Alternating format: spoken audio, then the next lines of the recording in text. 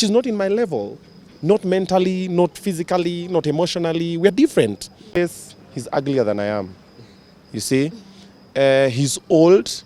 He's older than I am. He's not achieved anything.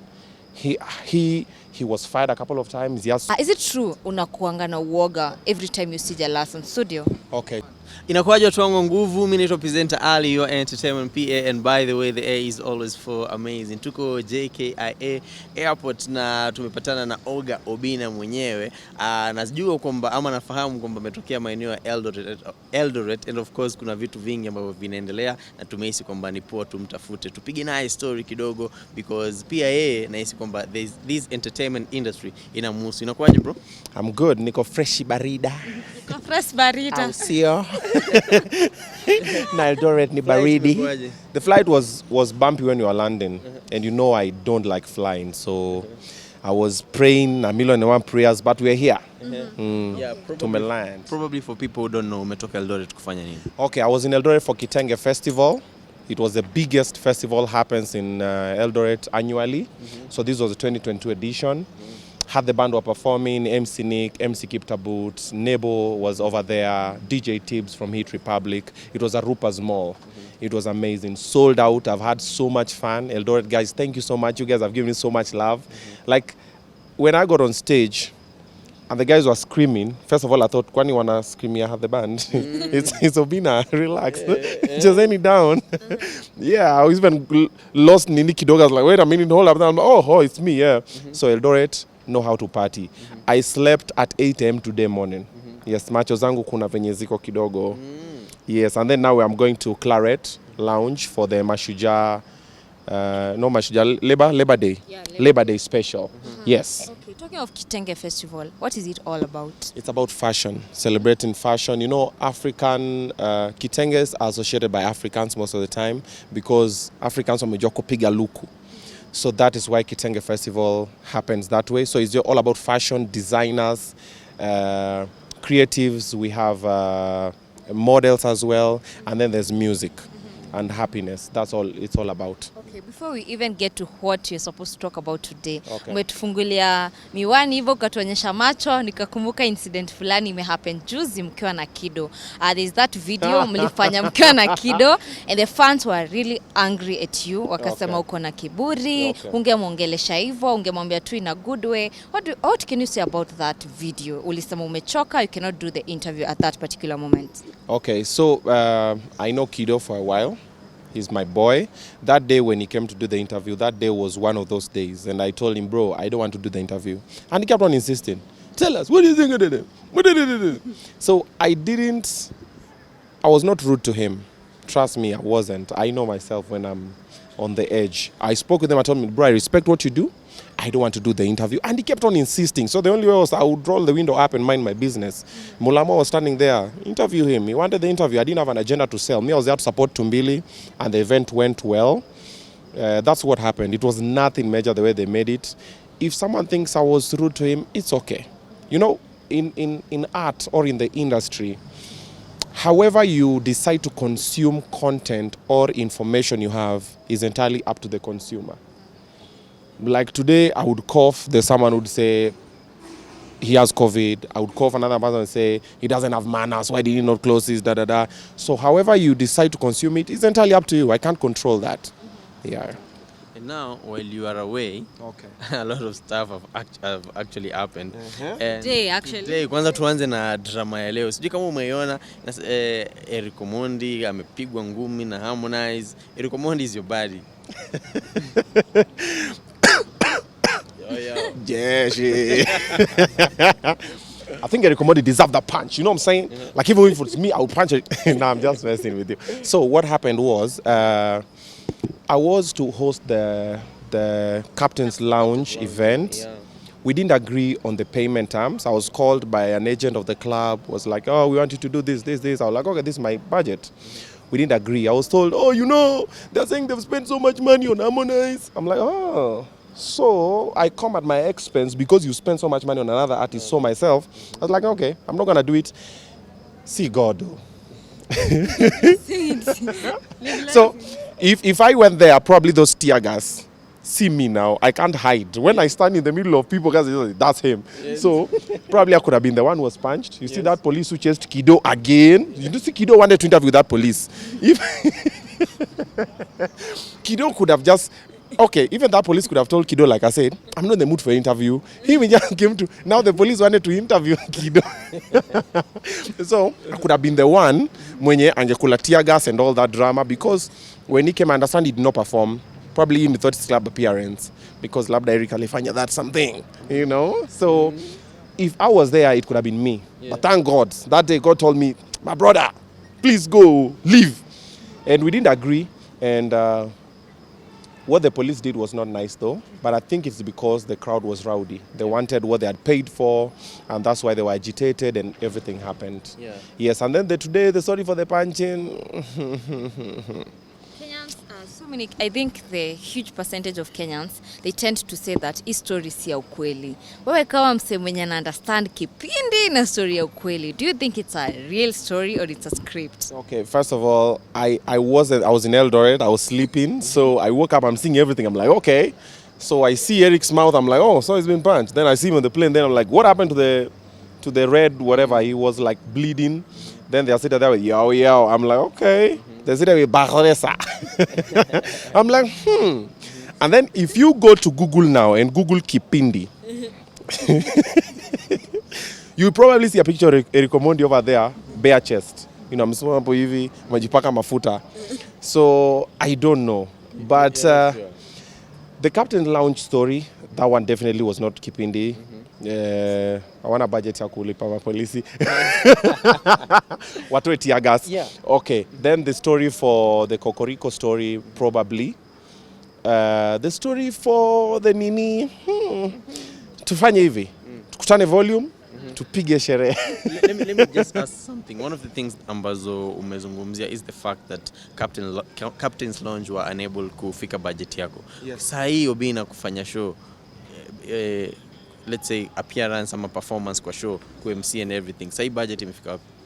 I can't tell because I do have a red card. Yeah. However, people are normally paid, and you're not paid what you are worth, you're paid what you bargain for. Because most of the time I've realized that when you have the red card, then you present it to someone, people who don't know me normally pay me with my red card. People who know me, oh, you know, bro, like your friends will never pay your red card. They're the ones who say, Obinna wants to charge you how much? Watch an impigie. Bro, there's a friend of mine who's doing something small, just pass by.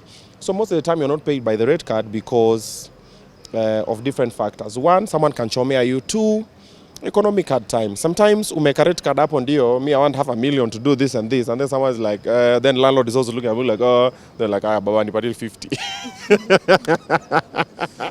Sometimes they're like, mukona mzinga, kuna shisha, na food. Let me pull up. So it depends. So I wouldn't really want to say my red card, because the minute also you say that your channel is big, Kyoko's channel is big, and the people who watch have different opinions. Of the comment section, you'll just see, anajiringa, People tend to consume content differently. So I don't want to put it there. They say, oh, he's feeling himself, But trust me, I'm not cheap. I was. But where I'm going now, if you see me somewhere, no, it's a journey. Yeah. You have to start with the drinks, upewe food, upatiwe 200 bob. I was doing club shows for 200 bob, 300 bob. I was doing shows for 500, then you go to 1,000, then you go to 5, 10. Pole. There are some friends that still do the events for free. There's banter, there's barter and all that. So it is a journey. Then there's always someone expensive than me. There's someone below me. There's someone... different levels. At any point in life, there will always be someone above you. There will always be someone below you. Yeah. There will always be someone who can afford you, and there will always be someone who can't afford you. Yeah. Someone who can't afford you will go like, "Unaringa," but it's like, it's my rate, so I can't do this. But also sometimes utaringa, lakini, like I said, bills are waiting, so you're like, aya, nakam. Yeah. Okay. Recently, Jalas was celebrating his 39th birthday, na tukaona amekuja pale kwa studio, and of course wa Kenya, each and every time they have something to say. And they were like, hey, every time Jalasa anaingianga pale Kiss 100, Obinna is scared, atuna behave, unatulia. Yeah, you know. Yeah, atuna kama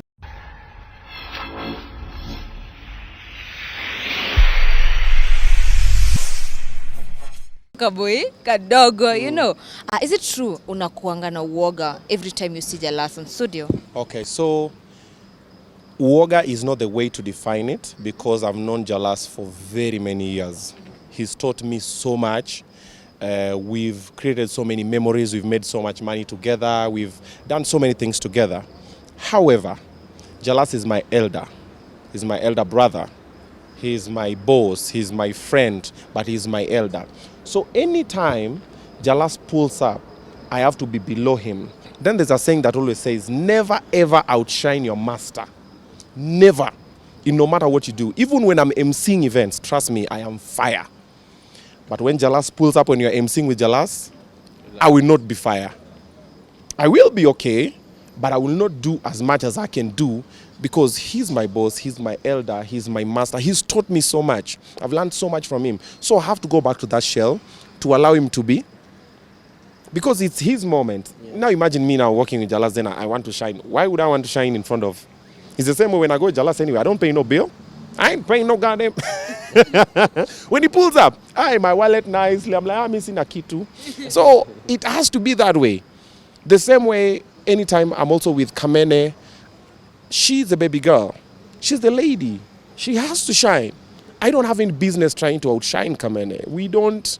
Yeah. And you've seen it with every other person that I'm with. Any other person who's above me, I have to. And any other person who's below me, I always try and pull them, be next to me. So when I'm shining, you shine next to me or you reflect. You see, or you get some of the sparkle. So that's what happens. So I'm okay with how they say I go to my shell. It's okay. By the way, I go to my shell. I agree. Like, okay, they expected what? Jalas to come and start talking, then I'm also there. No. Okay. Never happened. Talking of Kamene, recently you guys opened a YouTube channel that is a joint. Mli open your YouTube channel mkiwa pamoja. There's some people who felt like, hey, Obinna, you're forcing, the chemistry is not real, you're just trying to be like Jalas. Yani, we'd like to know, ilifikaje hadi mkaamua, let's open a YouTube channel together, and what's the plan with the YouTube channel? Okay, so first of all, I'm not trying to fit into Jalango's shoes. I'm not trying to be like Jalango. I'm not trying to replace Jalango in Kamene's life. They have a special bond. They have their friendship. I also have my friendship with Kamene over the years. So anything I do, I don't like it when people try and compare me to Jalango. I'm not his equal. He's above me. Anytime you say, you're not trying to be like Jalango, I'm not trying.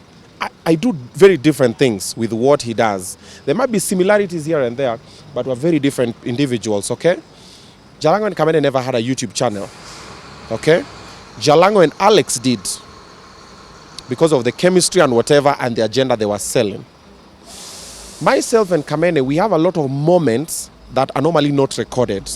Off air, off radio, when you're just hanging out. The person who capitalized on that was Tumbili. So I sat down and I'm like, wait a minute. This brother is making a lot of... So I'm like, wait a minute. Everything we do, so Tumbili can still shoot his, but whatever I'm doing with Kamene on the side can be an extra. It's an extra revenue source. Yes. It's not even about us trying to force anything. It's just about us, whatever we're doing. I've gone to visit her, I'll record, I'll put it there. We've done anything. Then I thought again, I'm like, okay, so apart from just us sharing what we do, what else can we add? I am big on charity, even though I always like to do them incognito because how I was raised, I was taught what this hand gives, this hand should never know. Yeah. However, in Kenya, if you do that, people think you don't give. Yeah. If you don't announce, they're like, so you have to announce to them.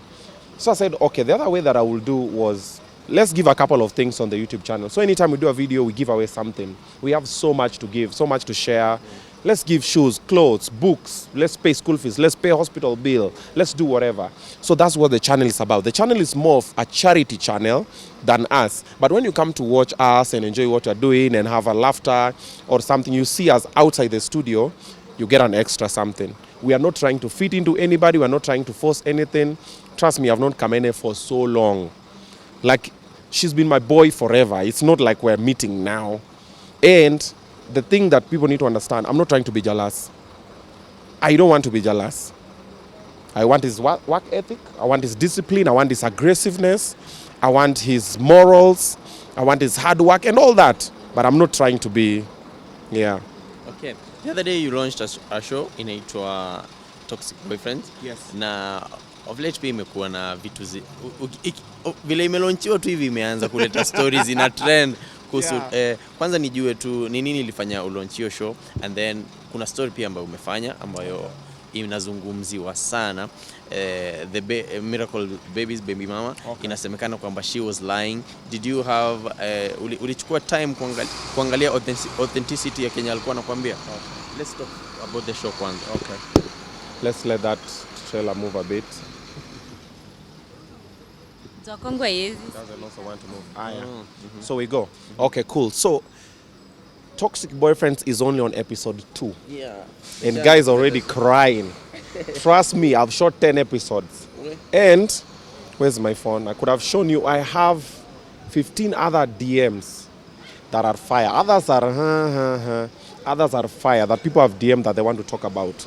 So the show is not about exposing deadbeat dads. That was going to happen on Baby Mama Drama, which is also another show that I wanted to launch. However, I have so much that I'm doing on the channel. So I'm even thinking of opening another YouTube channel for it, separate, okay? Because you find like Monday I have Kula Kula Show. On Wednesday we have Taxi Problems. On Friday we have First Time. Now on Thursday we have Toxic Boyfriends. Then now there's Boys for Boys, which is supposed to come probably on Sunday or on Tuesday, where now boys are now supporting boys because a lot of boys are dying from depression. They have stress and all that. So there's a show that's for that. We've already shot like 6 episodes. I wanted to shoot 1 season, then I start airing. Then we have Obinna Live. We have so much that I'm doing on the platform because I realized that guys are traveling to Dubai. All right. So there's a lot that I'm doing on the channel. So Toxic Boyfriends is just one of them. But the idea of the show is not to expose anybody. Okay. Toxic Boyfriends is about situations that people have been through with toxic partners. I could not call it Toxic Partners because that name is just Then Toxic Girlfriends, the ladies will come for me. They'll be like, oh, you don't think ladies, we're toxic. So I'm a boy. So it's easy for me to attack myself and go like, yeah, we're toxic boyfriends. So, however, I can talk about ladies, I can talk about men, I can talk about any other situation in a toxic relationship, okay? In the show you can have men also. I can have men. So we'll just say these toxic boyfriends, but this episode we want to talk about his toxic girlfriend. The idea of when people are vulnerable to talk is when they're drinking. We know, man, the time we can talk is on a bar. We sit there, you drink, you're like, hey, bro, hey, little mama, man. Then you start talking. So we introduced the idea we need to shoot it in a bar. That, hence, we have the drinks. So there's like a drink there, nini, that someone is having. Where focus with the light. See this one. Who are you lighting that side? I'm here. The dark one is here. This is light skin. Focus. Yeah. Okay, so we have the drinks so that when you're drinking or when you're having your drink, we can converse and have a conversation. Because I can't just come and just talk to you. I'm not interviewing you. What happens there is people are giving closure. They're sharing what they've been through. Don't you think it's wrong to actually interview someone when they are drunk? No, they are not drunk. I didn't say tunakulewesha. I said we are having a conversation over a drink. Yeah. I'm a comedian. It's a conversation that I will say a lot of things that people will misinterpret. But remember, above all, I'm a comedian. So I will talk, I will say whatever. Then when someone comes, so the idea was we're going to have wine. But how when she came, I was like, you want wine? She's like, no, I want gin. I'm like, okay. All right, so we got gin. I opened it. We put it for her. She had the gin. Yeah. That shoot was 10 minutes. 10, I think 15. But during that time, someone cannot get really drunk. And then you're having a glass. Then I was even measuring. If you can see, I was measuring. Yeah. Because I've been trained. We don't just pour alcohol, guesswork. You have to measure the level. You okay? So we had the conversation. And what happens with the guest is this on Toxic Boyfriends. I never ask you the whole story. I ask you for the headline. So I'm like, okay, so what's your story? It's like, hey, mimi wangu alinipiga, nikaenda hosi. I'm like, sawa, let's do that. I don't want to hear the whole story because if I hear the whole story, my reaction will not be genuine. Yes. I'll be like, or I'll start preempting you. Ebu tell me about that time he did. So like how when she came, I didn't know her. I've never met her before. I don't know any information about Miracle Baby. I know they had a situation with their manager and that, and they do good songs. So she came, I was like, okay, cool. So we're going to talk about, I was like, oh, mine is not helping me support my child. I even remember telling her, that one would be ideal for baby mama drama. However, since you're already here, let's try and talk about it. We started talking. She started talking. Everything flew. She said the guy, I even called, I've not watched the episode though, but I called. You called Shalkido. I called Shalkido, yeah. So because I have Shalkido's number. So I was like, yo, bro, because I checked, I didn't have his number. So I called Shalkido. I'm like, give me Nani's number. He didn't want to give me. He said he will send. He never sent it. Because I wanted to call him there. I'm like, bro, what's happening? Let's try and... So that's the way it happened. So every other thing that happened after, semantics. Yeah. What did you do to make sure that hii story ilikuwa ni ukweli? So I'm not an investigative journalist. You understand? Yes. I'm not Muhammad Ali. Yes. So we went and go to President Ali. We also asked Ali. That, like I've told you, that one is on baby mama drama. So baby mama drama is like this. She says she has your baby, you're not taking care of the baby. I look for you, you say your side of the story. Then I bring the two of you, I'm like, cool, so there's a baby involved, so what do we do? Do we do DNA? If you refuse, that means you know why you're refusing. You say yes, I do the DNA, I pay for the DNA. The results come, yes, the baby is yours. So are you going to man up? Yes, what are you going to do? I'm going to do ABCD. We write them down. We have a lawyer or we go to children's court. So you man up and do whatever. The same way to the lady. She doesn't allow you to see your children. I look for her, she says why. I look for you, you say why. We meet up and say why she's not doing and how we can solve it. Baby mama drama is about solving the drama that children have because they have toxic parents. Okay, and why are you passionate about kutetea watoto haki zao wazipate? Yeah. I've had my fair share of baby mama drama. I have 4 kids. I have 3 baby mamas. Trust me, it's never been smooth. It's not smooth and it's never going to be smooth. I just try and manage as much as I can. And also I try to keep all the drama I have away from social media as possible. So I don't think there's going to be a time where you'll ever see a situation that I've spoken about. It might happen, things might happen, but I'll never come out and talk and say, this baby mama is doing this, baby mama. No. My focus normally is about the children. I want to be in the life of my children as much as possible. They are my friends. I want to have fun with them. I want to create memories with them. And I don't want anybody to hinder me from being in their lives. Because I was raised differently. I had situations with my dad. And when I look at all that situation that I had with my dad, I don't want that situation to be with my kids. So I try to be their friends. So anytime I see a friend or a male figure who has a child trying to ignore the child, neglect the child, I'm like, yo, bro, what are you doing? Yeah. You already had the unprotected, man up, take care. And when I see any baby mamas refusing for the baby daddies to see their children, trust me, my DM is blowing. We have a lot of people who are suffering in either toxic relationships, that they're physically assaulted, mentally, emotionally, and then also we have a lot of deadbeat fathers. We have a lot of mothers who are bitter, so they don't allow their father, the baby daddies, to see their children. So it's like, you just send me money, but you can't see your child. So why am I just sending you money and I can't just see my child? So it's complicated. We are hurting. And then I see a lot of young people making the same mistakes that I did. So my first reason, sorry for cutting you. Is that the reason you always advocate for young people not to get married early, not to get kids when they are yet 27? Yes. So I got my firstborn when I was 20. My firstborn is 11 now. This was the first.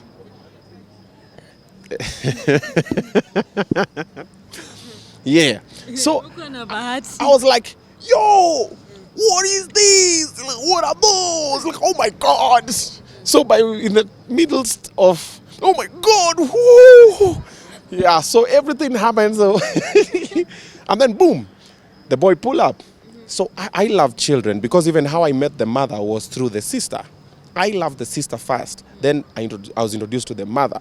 And then now after that we started developing a relationship. Then later when I got an office messenger job, then I was like, I'm balling. And this experience was woo! Before I knew it, boom.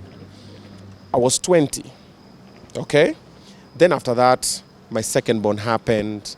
Then my third born. Then now my last born. Then I look at if I had information that I have now, then probably I would not have a child yet, because I would want them to come in an environment where everything is sorted. Like when my firstborn came, I was jobless. He was delivered in Russia, in Kisumu. I didn't know. Then I was not in his life, because when he went back to the village, the mother was like, oh, I'm suffering. I can't have uji, juice ya mahindi, She came back to Nairobi, and that's what happened. Then my second born, my daughter, I was also not there for her when she was being born and everything. I would see her. I was also trying to make ends meet. Then my third born. So I've learned so much over the time that every other person, from my PA to my bro to my friends, I always tell them, bro, when you decide to have a child, be sure you have money to take care of that child. They did not write any letter for you to write them. They did not want an invitation. You were having fun. You were enjoying whatever you're doing. You knew what was happening. And then you got pregnant, or you impregnated somebody. The child is here now. So you just take care of the child. But now, to avoid all that, all this drama and the fights that people have, just don't have a child before you're ready. It's a very simple thing. So that's why I'm normally very passionate. I don't like seeing children suffer. There's an orphanage that I support in Mwiki. It's called Blessed Assurance Orphanage. That lady raises 75 children on her own. They don't have beddings. They don't have. We've been trying to get a couple of things. Every year I go there, I support a couple of children there. So I have a couple of children there that I've sponsored. But when I look at them, they're so innocent. They don't deserve that. Then someone is just sleeping or just having your drinks, and then you just know there's just some child somewhere who's probably sleeping hungry, and you are responsible. I'm just like, it annoys me to the core. I always feel like punching someone in the face, but what can we do? So anytime I talk to people, like, don't tell us what to do. I'm like, it's okay. Experience is the best teacher. Okay. Go do it. Yeah. Yes, you'll remember these words. With all that intelligence, yes, with all those amazing words, kuna jamaa aliamua leo kuita idiot. Who that? Kibe. Wow. Tunajuana kwa vilemba. An idiot recognizes another. Yeah. Yeah. So I think today was the last day that I had a petty fight. Mm-hmm. So this is the way, me, I'm from the streets. Me, I was a street boy. So when you want to get dirty, I take you to the gutter. Yes. I'm always like, I don't take no prisoners. You talk smack, I talk smack back. Mm-hmm. You want to fight, pull up. So the problem is, a lot of people that will fight you or will talk bad are normally below you most of the time. Okay? So like Kibe, he's below me. There's nothing that Kibe has that I don't have tenfold. There's nothing he has better than me. Probably YouTube subscribers, because a lot of people like pettiness and insults, because creativity, zero. All he does is insult people. His face, he's uglier than I am. You see? He's old. He's older than I am. He's not achieved anything. He was fired a couple of times. He has so many debts. He has, I think, the child molesting situation that was happening, that was being said. I don't know how true that is. If it's true, it's a shame. So there's nothing that he's accomplished that I have not. And I'm probably half his age. So he's feeling threatened. He's feeling scared. So it is okay. If insulting me will make him sleep well, imagine nowadays, I see them, I laugh. Sometimes I want to comment their fire emojis. I'm like, yo. Okay, there's also a video you posted of you getting textbooks for your kids. Yeah. And he also talked about it. Akasema, you're a man. You're not supposed to be talking about such things. They are the things that you're supposed to be doing. They always say, my people perish for lack of knowledge. So sometimes when you don't read or when you don't pay attention, you interpret things according to how dumb you are, not how you want. It's stupidity. It's like when I normally write like a long paragraph for someone to read, then someone comes and comments down there, yote umeandikia nani? So first of all, I know we are not on the same mental space, because I've written it for your benefit. I rarely go out and insult people. I would write something that when you read with an open mind, you will understand. When I was doing shopping for the kids back to school, I shared the videos so other people who are planning to have children know that children are expensive. Yes. That was the idea. I was not saying, I bought books, so clap for me. Bro, my son is 11. Where were you? Nobody clapped for me. And I don't want you to clap for me. It's my responsibility as their father. I'm doing the bare minimum. of taking care of them. But I was sharing so someone can learn. I was not sharing so that I can floss or anything like that. However, someone chooses to interpret it is the same way. The same situation that happened with, what's that lady's name? Miracle Babies. Katrue. That lady. So she did not read my whatever to understand. She read it from a point of view where she was, all her defenses were up. It's like I was not throwing blows. I can't fight with her. She's not in my level. Not mentally, not physically, not emotionally. We're different. We are very, very different. Exposure-wise, the things I've seen, she's probably yet to see. So I can't insult her. I can't fight with her. She's like a child to me. I need to nurture her. I need to mentor. That's why when I wrote the things I said, however your boyfriend is treating their ex is how they might treat you. You will become the ex, definitely. Nothing lasts forever. You definitely will become the ex. Yes. So pay attention to. So when she read it and she decided to insult me and told me I become a women rep, it's okay. I understood. She's hurting. She's coming from a point of view where she's trying to hold on to the guy so the guy doesn't go. But the guy also does not talk. So either she's cleared the guy, ama she's holding something over the guy, ama that's the way the guy is. But the way the guy sings and all that noise, he should translate on to how he talks. So there's nothing much I can do about it. The guy is unreachable, and the lady is doing all the talking. I can't start fighting with the lady. I fight with women. What are we fighting for? Me, I just said, if the guy thinks the child is not his, let's do a DNA. I will pay for the DNA. And then he figures out a way to be in the child's life. Don't see it, oh, this lady is not in the street. Oh, this lady has made her nails. This lady has made her hair.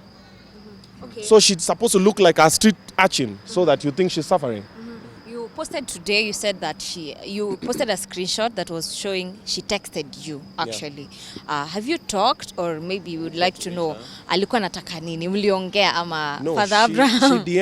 She DM'd me, but I have not responded, and I will not respond because what do I have to tell her? What am I telling her?